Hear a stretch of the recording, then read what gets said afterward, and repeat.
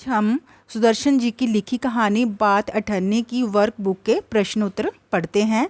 तो पार्ट 1, अगर तुम्हें कोई ज़्यादा दे तो अवश्य चले जाओ, मैं तनख्वाह नहीं बढ़ाऊंगा। तो इसका का प्रश्न पढ़ते हैं। पार्ट 1 का, वक्ता कौन है उसका परिचय दीजिए। उसने उपयुक्त वाक्य किस संदर्भ में कहा है। प्रस्तुत पंक्ति में वक्ता इंजीनियर बाबू जगत सिंह है। उन्होंने ये वाक्य रसीला के उनसे वेतन बढ़ाने की बार बार प्रार्थना करने पर कहे। रसीला इसलिए ये प्रार्थना करता था क्योंकि अपनी सारी तनख्वाह घर भेजने के बाद भी रसीला के घर वालों का गुजारा नहीं हो पा रहा था। तो अब हम प्रश्न पढ़ते हैं। श्रोता कौन है उसने तनख्वाह बढ़ाने की प्रार्थना क्यों की। प्रस्तुत वाक्य में श्रोता रसीला है। उसने तनख्वाह बढ़वाने की प्रार्थना इसलिए की क्योंकि उसके परिवार में 5 सदस्य थे और उनका सारा भार उसी के कंधों पर था। रसीला की तनख्वाह मात्र 10 रुपये थी और अपनी सारी तनख्वाह घर भेजने पर भी उसके घर वालों का गुजारा नहीं होता था। उसके घर से खबरी आया था कि उसके बच्चे बीमार हैं और उनके इलाज के लिए रुपए नहीं है। तो अब हम प्रश्न पढ़ते हैं। वेतन ना बढ़ने पर भी रसीला बाबू जगत सिंह की नौकरी क्यों नहीं छोड़ना चाहता था। वेतन न बढ़ने पर भी रसीला बाबू जगत सिंह की नौकरी नहीं छोड़ना चाहता था क्योंकि वह जानता था कि अमीर लोग नौकरों पर विश्वास नहीं करते। यहाँ पर मैं इतने सालों से हूँ पर मुझ पर यहाँ कभी किसी ने संदेह नहीं किया।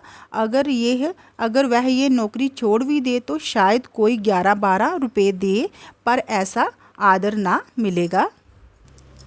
रसीला को रुपयों की आवश्यकता क्यों थी। उसकी सहायता किसने की। सहायता करने वाले के संबंध में उसने क्या विचार किया। रसीला को रुपयों की आवश्यकता थी इसलिए थी क्योंकि उसके घर से खत आया था कि उसके बच्चे बीमार हैं और रुपयों की आवश्यकता है। उसकी सहायता मियाँ रमजान ने की जो जिला मजिस्ट्रेट शेख सलीमुद्दीन के जहाँ चौकीदार था। रमजान के संबंध में रसीला के विचार थे कि बाबू साहब की मैंने इतनी सेवा की पर दुख में उन्होंने साथ ना दिया।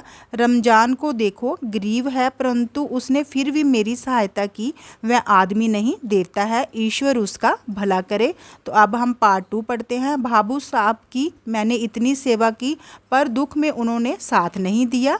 क प्रश्न, बाबू साहब कौन थे उनका परिचय दीजिए। बाबू साहब इंजीनियर बाबू जगत सिंह थे। वह बहुत ही ऊंचे पद पर आसीन थे। रसीला उनके यहाँ नौकर था। वह रसीला के मालिक थे। इंजीनियर बाबू जगत सिंह बड़े रिश्वतखोर थे।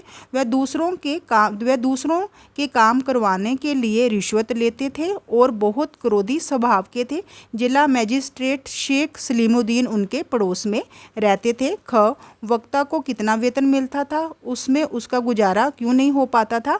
वक्ता रसीला को 10 रुपये मासिक वेतन मिलता था। उसे जो वेतन मिलता था वह बहुत ही कम था। गांव में उसके बूढ़े पिता, पत्नी, एक लड़की और 2 लड़के थे। इन सबका भार उसी के कंधों पर था। अपना पूरा वेतन घर पर भेजने पर भी उसके परिवार का गुजारा नहीं होता था।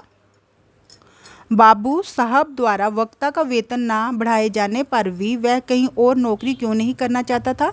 रसीला बाबू जगत सिंह के द्वारा वेतन ना बढ़ाने पर भी नौकरी नहीं छोड़ना चाहता था क्योंकि उसे लगता था कि अमीर लोग नौकरों पर विश्वास नहीं करते परंतु यहाँ कभी भी किसी ने उस पर संदेह नहीं किया था। यही कारण है कि वह सोचता है कि कहीं और वह चला जाए तो हो सकता है कि उसका वेतन 11-12 हो जाए किंतु उसे ऐसा आदर वहाँ नहीं मिलेगा। वक्ता की परेशानी को किसने किस प्रकार हल किया।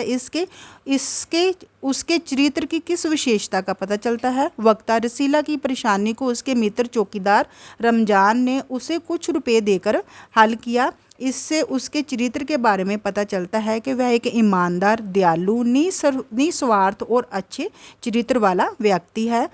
अब हम पार्ट थर्ड पढ़ते हैं। बस 500 इतनी सी रकम देकर आप मेरा अपमान कर रहे हैं। हजूर मान जाइए, आप समझे आपने मेरा काम मुफ्त किया है। तो वक्ता और श्रोता कौन कौन है, उनके कथन का संदर्भ स्पष्ट कीजिए। प्रस्तुत वाक्य में वक्ता इंजीनियर बाबू जगत सिंह और श्रोता एक मध्य वर्गीय व्यक्ति है। उनके कथन से स्पष्ट होता है कि एक व्यक्ति अपना काम करवाने के लिए इंजीनियर बाबू जगत सिंह को रिश्वत दे रहा है। रसीला उनकी बातचीत को सुनकर क्या समझ गया और क्या सोचने लगा। रसीला उनकी बातचीत को सुनकर समझ गया कि इंजीनियर बाबू बहुत बड़े रिश्वतखोर हैं। वह सोचने लगा कि यह रुपये कमाने का कितना आसान तरीका है। हम दिन रात मेहनत करते हैं और इतनी मेहनत करने के बाद भी महीनों भर बाद 10 रुपये हाथ आते हैं। आप मेरा अपमान कर रहे हैं। कथन से वक्ता का क्या संकेत था, स्पष्ट कीजिए। आप मेरा अपमान कर रहे हैं, इस कथन से वक्ता का संकेत ये था कि इतने कम रुपये देकर आप मेरा अपमान कर रहे हैं। बाबू जगत सिंह बहुत लालची स्वभाव के थे। वक्ता ने ये भी संकेत किया कि काम को पूरा करने के लिए ये रकम बहुत कम है। उपर्युक्त पंक्तियों में समाज में व्याप्त किस बुराई की ओर संकेत किया गया है? इस बुराई का समाज का पर क्या प्रभाव पड़ता है? उपर्युक्त पंक्तियों में समाज में व्याप्त भ्रष्टाचार की ओर संकेत किया गया है। इस बुराई का समाज पर बहुत बुरा प्रभाव पड़ता है। इस बुराई से ही समाज के ऊंचे पदों पर आसीन बैठे लोग रिश्वत लेकर भी सम्मानित जीवन व्यतीत करते हैं और गरीब लोग छोटी सी भी गलती करे तो उन्हें सजा भुगतनी पड़ती है और रिश्वतखोरी समाज में व्याप्त फैल रही है। बस इतनी सी बात फोर्थ पार्ट बस इतनी सी बात। हमारे शेख साहब तो उनके भी गुरु है। तो प्रश्न वक्ता और श्रोता कौन कौन है, दोनों का परिचय दीजिए। प्रस्तुत पंक्ति में वक्ता रमजान और श्रोता रसीला है। रमजान एक बहुत ही दयालु, ईमानदार और अच्छे चरित्र वाला व्यक्ति है। वह जिला मजिस्ट्रेट शेख सलीमुद्दीन के यहाँ चौकीदार है। रसीला इंजीनियर बाबू जगत सिंह के जहाँ नौकर है। उसका वेतन 10 रुपये मासिक है और वह एक गरीब निर्धन व्यक्ति है। प्रश्न बस इतनी सी बात पंक्ति का व्यंग्य स्पष्ट कीजिए। बस इतनी सी बात पंक्ति से ये स्पष्ट होता है कि जब रसीला आकर रमजान को सारी बात बताता है कि जगत सिंह रिश्वत लेता है तो रमजान को कोई आश्चर्य नहीं हुआ। उसने कहा बस इतनी सी बात, क्योंकि उसने भी कई बार अपने मालिक शेख साहब को रिश्वत लेते देखा था, इसलिए उसके लिए ये एक आम बात थी, बहुत छोटी बात थी।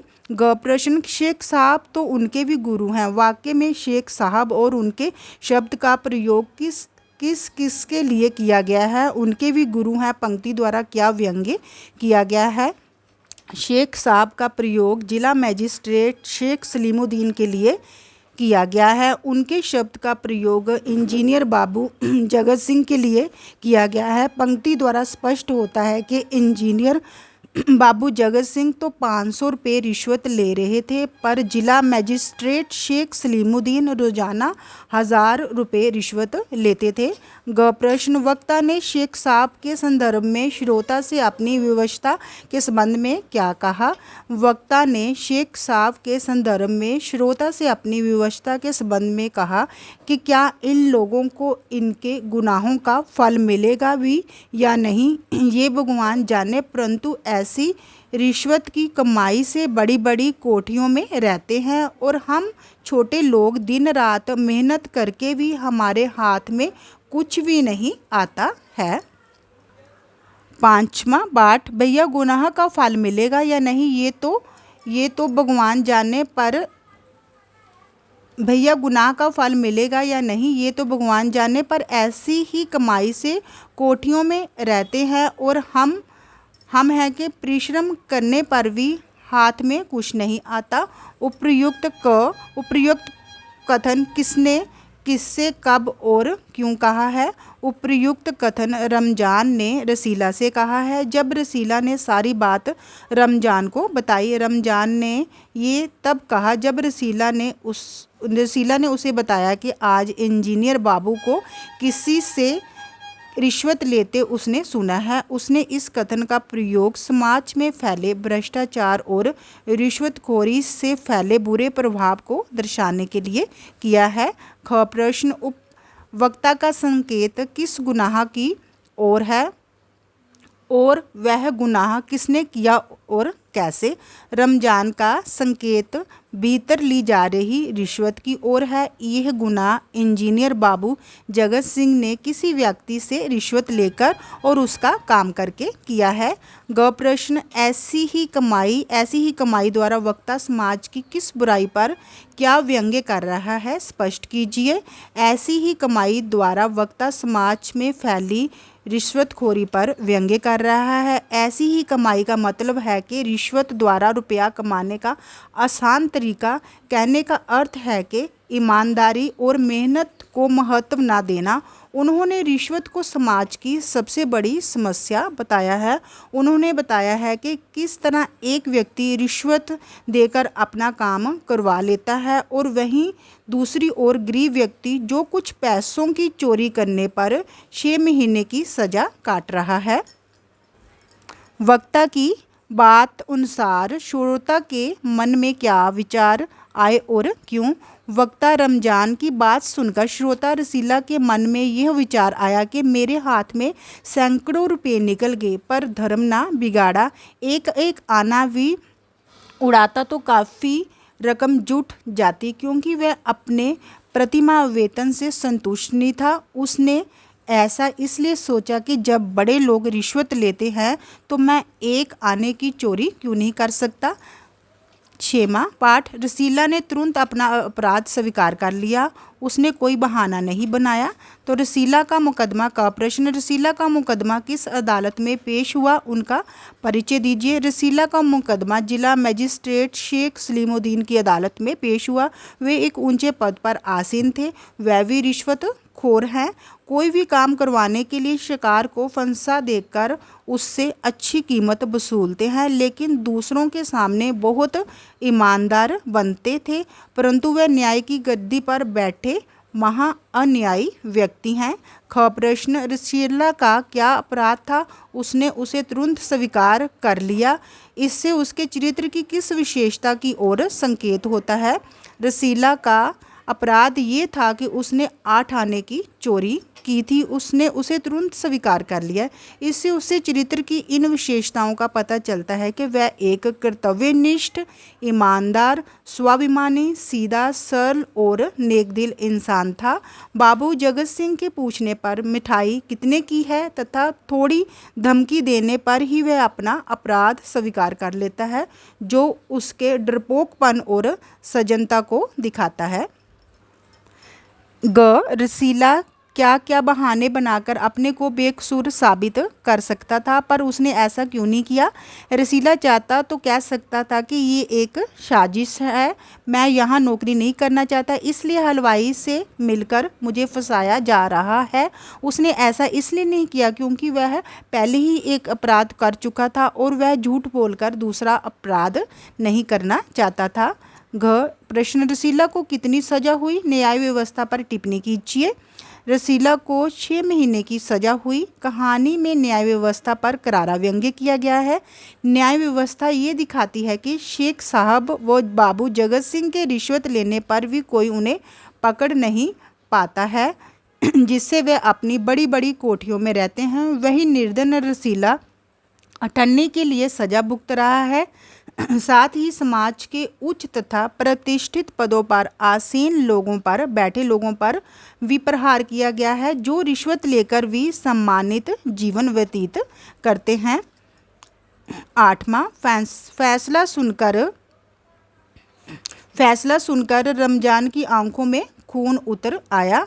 रमजान कौन था, क प्रश्न, रमजान कौन था उसका परिचय दीजिए। रमजान जिला मजिस्ट्रेट शेख सलीमुद्दीन के यहाँ चौकीदार था और रसीला का अच्छा मित्र भी था। रमजान बहुत ही दयालु, ईमानदार व हमेशा दूसरों की मदद करता था। रमजान और रसीला की दोस्ती बहुत गहरी थी। ख प्रश्न, फैसला किसने सुनाया था, उसकी चारित्रिक विशेषताओं पर प्रकाश डालिए। फैसला जिला मजिस्ट्रेट शेख सलीमुद्दीन ने सुनाया था। शेख साहब न्यायप्रिय आदमी थे। उन्होंने रसीला को 6 महीने की सज़ा सुना दी। शेख साहब बहुत बड़े रिश्वतखोर थे और दूसरों का काम पूरा करने के लिए वह उनसे रिश्वत लेते थे। उनका चरित्र इंजीनियर बाबू से बहुत मिलता था। ग फैसला सुनकर रमजान क्या सोचने लगा। फैसला सुनकर रमजान सोचने लगा कि ये दुनिया न्याय नगरी नहीं है बल्कि अंधेर नगरी है। चोरी पकड़ी गई तो अपराध हो गया। असली अपराधी तो बड़ी बड़ी कोठियों में बैठकर दोनों हाथों से धन बटोर रहे हैं, इकट्ठा कर रहे हैं। उन्हें कोई नहीं पकड़ता क्योंकि उसके मित्र रसीला को एक छोटे से अपराध 98 की चोरी के लिए 6 महीने की सज़ा सुना दी गई क्योंकि उसका अपराध साबित हो जाता है और बड़े बड़े चोर समाज में सम्मानपूर्वक जीवन जीते हैं। उन पर कानून की कोई कार्रवाई नहीं होती क्योंकि बड़े बड़े अपराधी स्वयं ही कानून दान बने बैठे हैं। ये भला कहाँ का सही न्याय, ये भला क्या सही न्याय करेंगे। बात 98 की कहानी द्वारा लेखक ने क्या संदेश दिया है। बात 98 की कहानी द्वारा लेखक ने हमारे देश की कमज़ोर न्याय व्यवस्था की ओर संकेत किया है।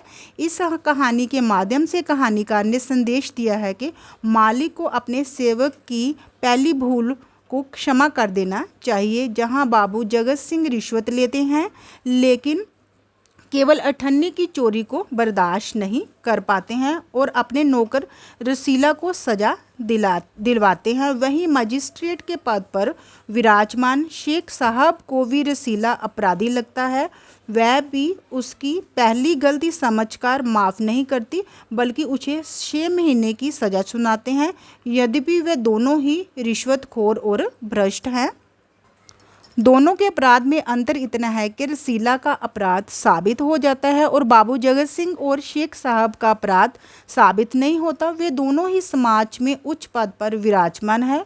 वे दोनों यदि चाहते तो रसीला की पहली गलती के लिए उसे क्षमा कर सकते थे। इस कहानी द्वारा न्याय व्यवस्था की कमियों को उजागर किया गया है और समाज की बुराइयों जैसे रिश्वतखोरी और भ्रष्टाचार की ओर संकेत किया गया है। अगर आपको मेरी वीडियो अच्छी लगी हो तो इसे लाइक, शेयर और सब्सक्राइब कीजिए। धन्यवाद।